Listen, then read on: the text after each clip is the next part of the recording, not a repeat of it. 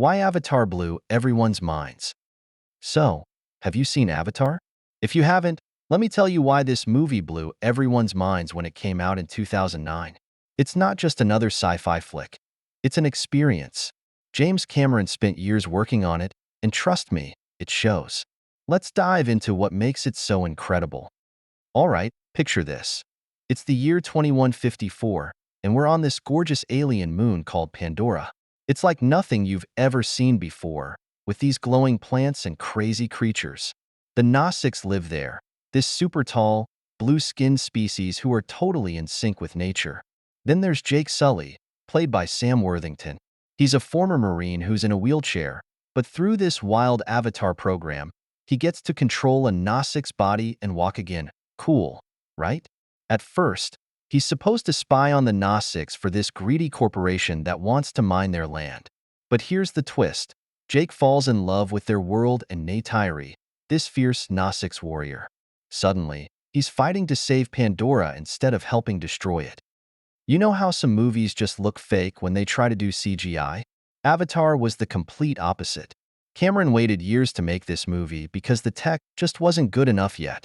He used this crazy 3D camera system that made everything look so real. You'd swear you could touch it. And the motion capture? That's when they record actors' movements and turn them into digital characters. They even strapped cameras to the actors' heads to capture every little twitch of their faces. That's how the Gnostics felt so alive. Sam Worthington plays Jake, and he's great because he's this regular guy who suddenly gets thrown into this insane world. Then there's Zoe Saldana as Neytiri. Let me tell you, she's not just acting. She's doing all this through motion capture, and you can feel every ounce of her passion and anger. Sigourney Weaver is in it too as Dr. Grace Augustine, this tough but kind scientist. And Stephen Lang?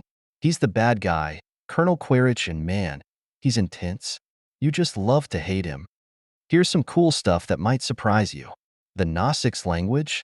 Yeah, it's real. Cameron hired a linguist to create it from scratch, and the actors had to learn it. And Pandora? A lot of its glowing plants and animals were inspired by things Cameron saw on deep-sea dives.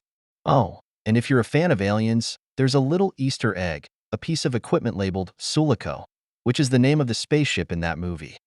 The big themes in Avatar are pretty hard to ignore.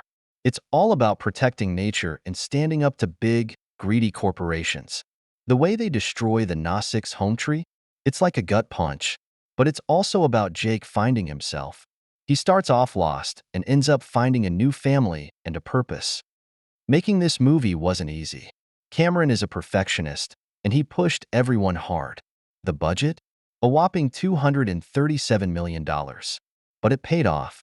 The actors had to wear these motion capture suits and do tons of physically demanding scenes.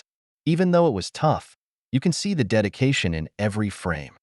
Avatar smashed box office records and became the highest-grossing movie ever. Well, until Avengers: Endgame came along. But then Avatar took back the crown with re-releases. People didn't just watch this movie. They obsessed over it. It made folks think about the environment and how we treat our planet. Plus, the tech it introduced changed filmmaking forever. And now we've got sequels like Avatar: The Way of Water diving even deeper into Pandora. Avatar isn't just a movie. It's an experience that sticks with you. It's got heart, jaw-dropping visuals, and a story that makes you think. If you haven't seen it yet, do yourself a favor and watch it. And if you have, well, it's probably time for a rewatch.